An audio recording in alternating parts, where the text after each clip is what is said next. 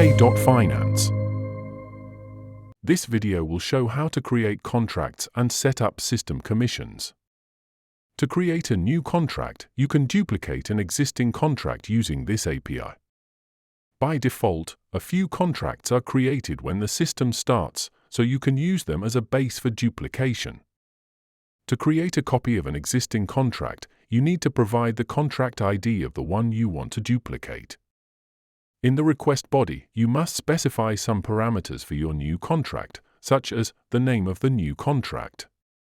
The organization type and person type will allow you to define if the contract can be linked to a specific user.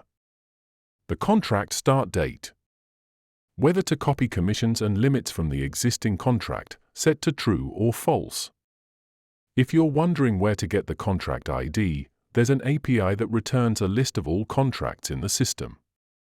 Filters can be applied in the request body if needed. The response includes information about the contracts and their IDs. Let's try this request in Postman. I'll get a list of all contracts for the individual type. Executing the request, we receive a response with the list of contracts. For this example, I'll choose the gold contract for individuals. I'll copy its ID and use it to create a new contract by duplicating this one. I'll paste the contract ID into the request URL. In the request body, I've provided all the necessary information, and I've chosen not to copy commissions and limits by setting these parameters to false.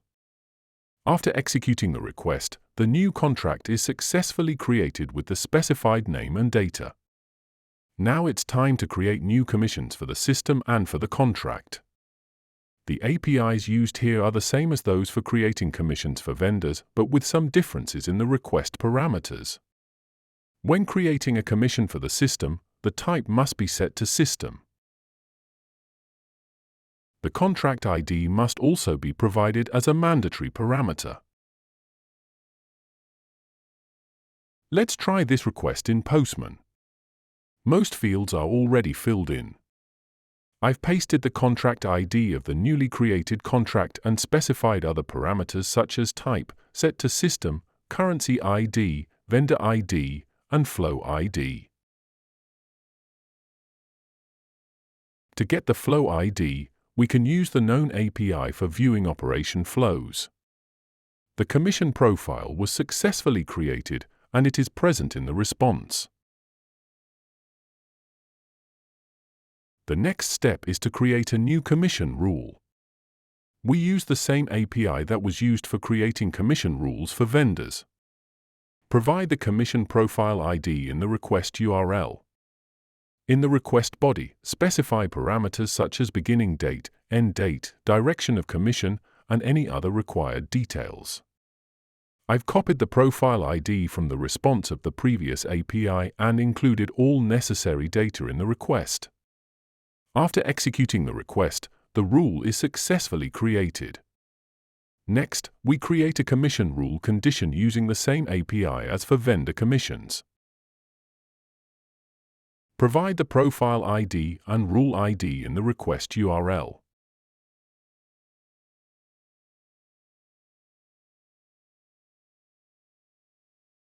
In the request body, specify the amount ranges, commission type, and commission amounts. I've copied the required IDs and pasted them into the request URL.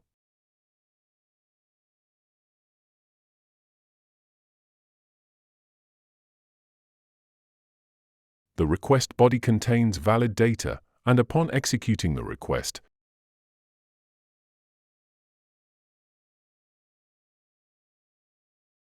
the condition is successfully created with the specified details. Finally, let's look at how to create limits. Limits are created using the same API as for vendor commissions. Provide the profile ID in the request URL. Specify the relevant details in the request body, such as whether the limit is active.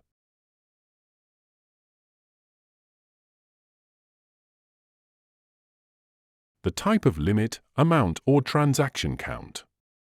The value of the limit. The time unit, daily, weekly, or monthly.